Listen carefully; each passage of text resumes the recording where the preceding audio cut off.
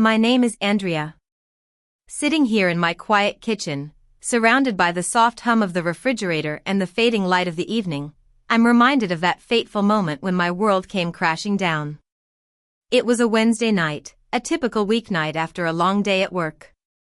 All I wanted was to unwind with a simple meal and some much-needed rest. The plastic keys of my phone vibrated against the cold marble of the kitchen counter.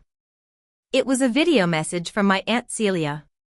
There was no pretext, no caption after it, just a video that would shatter the illusions I'd built around my family over the years.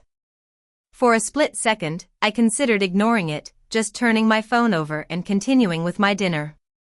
But an unknown force compelled me to tap the screen. As the video started to play, it felt like a vice was tightening around my chest, squeezing the air out of my lungs. It was a family get-together at my mom's place. I recognized the antique bookshelf filled with old family albums, the knitted Afghan on the couch, and the portrait of my great-grandfather on the wall. Everyone was there, my mom, my Aunt Celia, my Uncle Leo, and my cousins, Maya and Jake. They were all laughing, sipping on glasses of wine, looking incredibly at ease. And then, I heard my name. Andrea thinks she's the queen of the universe now, my mother said, with a sneer that I'd never seen directed at me before. Throwing money around like she's made of it. Laughter erupted around the room. Celia leaned in, shaking her head. She's always been so over the top. A complete loser who got a lucky break at work and now acts like she's the savior of the family. A total loser. Those words echoed in my ears, a never-ending loop that I couldn't escape. Uncle Leo nodded slowly, swirling his wine. She should be glad we even give her a chance to feel useful. Without us, she'd be nothing but a sad, lonely girl with too much money and no purpose. She should be grateful. Maya howled with laughter, clutching her stomach as if it was the funniest thing she'd ever heard. I was in a state of shock. I placed my phone down on the counter, then picked it up again, and then put it down once more. My hands were trembling, not from anger yet, but from a deep-seated disbelief. It was like the ground beneath my feet had suddenly vanished, leaving me in mid-air. I'd been supporting them for 4 long years. Every month, like clockwork, I'd been sending money. My mother's mortgage payments because she always said she was on the verge of foreclosure. Aunt Celia's medical bills when she had some minor surgeries. Jake's tuition fees when he went to college, and Maya's credit card debts when she overspent on shopping. I'd never said no, even when I was struggling to make ends meet myself. I'd skipped vacations, eaten cheap, frozen dinners, and foregone buying new clothes. I'd convinced myself that this was what family was about, that they appreciated my help, even though they never really showed it in a sincere way. I'd thought the love was there, just hidden beneath the surface. But now, I realized it had never been there at all. The video lasted for 5 minutes and 12 seconds, and I watched every single second of it. I watched my mother label me as naive. I watched Celia claim that I had no real friends, which is why I clung to the family so tightly. I watched Jake laugh and say, "She'll keep sending the money. She always does." And they all nodded in agreement, as if I was nothing more than an automatic teller machine. I'd spent 4 years shrinking myself so that they could grow larger.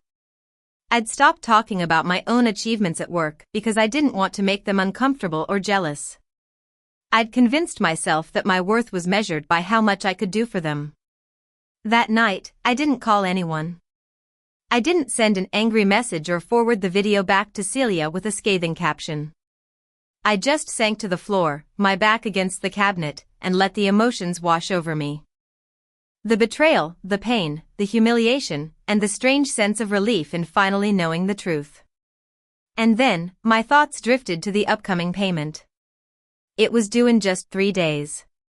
For the next 3 days, I went about my life as if nothing had happened. I went to work, answered emails, made breakfast in the morning, and did the dishes at night. On the outside, I looked calm and composed, but inside, I was a mess. I was calculating all the times I'd sacrificed for them against the cruelty of that video. I thought about every birthday I'd spent working instead of celebrating, just to make sure their bills were paid. Every time I'd brushed off their half-hearted thanks and agreed to help more. The payment due date arrived on a Saturday morning. My phone lit up at 10:15 a.m. It was my mother. I let it ring. Then Celia called. A few minutes later, Jake sent a text that just said, "Hey, you okay? Just checking in." I'd never noticed before that he always sent that text around the time the money was supposed to be transferred. I sat there with my coffee, looking out of the window. I didn't send a single cent. By Sunday afternoon, the calls and messages had increased. My mother left a voicemail saying she was worried about me and that they were going through a tough time. Celia sent a long message about how family should stay together during hard times. On Sunday evening, I called my mother back. I'd practiced what I wanted to say, not a script exactly, but a determination to stand up for myself. She answered cheerfully, asking how I was and saying she'd been thinking about me. I let her finish, and then I said, "Mom, Aunt Celia accidentally sent me a video from a family gathering at your place a few days ago."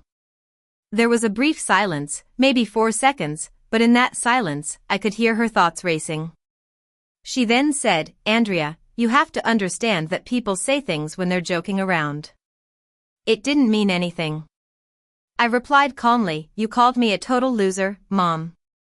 She started to explain, talking about context and tone, saying that I couldn't understand the whole conversation from a short video. That Celia was just being dramatic and that sometimes they just vented. I listened patiently, and when she was done, I said, "I've been paying your bills for 4 years, Mom. The mortgage, the medical bills, everything. I've never missed a payment. I've never made you feel bad about asking for help. I just thought it was what you did for the people you loved." She was quiet again. I continued, "I'm not sending the payment this month, and I'm not sending it next month either. I need to take care of myself, and it's time you all learn to be self-sufficient." She said my name twice, in that motherly way that's supposed to make me change my mind. I told her I loved her, and I meant it. Loving someone and protecting myself from a toxic situation are not mutually exclusive. I'd just spent 4 years believing otherwise. I made the same call to Celia. Her reaction was similar at first. She tried to laugh it off, calling it a misunderstanding and saying I was being too sensitive. I told her what I'd told my mother, firmly but without malice. She hung up before I finished speaking, which told me everything I needed to know about our relationship. Jake never called back after his text went unanswered. Maya sent a long, angry message 2 days later about loyalty and how I was ruining the family. I read it once and then put my phone away for the rest of the evening. The weeks that followed were surprisingly quiet. It was a silence I'd forgotten existed because I'd been so busy dealing with their problems. It was a silence filled with possibility. Mornings no longer started with the dread of checking my bank account before someone called. I'd finally found a freedom that comes from stopping the performance of love for people who only ever cared about the benefits. I didn't let bitterness consume me. I made a conscious choice not to. It would have meant that they still had power over me. Instead, I started being honest with myself and slowly, with the people who truly deserved a place in my life. Aunt Celia's accidental video was supposed to disappear into the digital void, but it ended up cracking open a truth that I'd been avoiding for far too long. The next payment was due, and I kept every single dollar.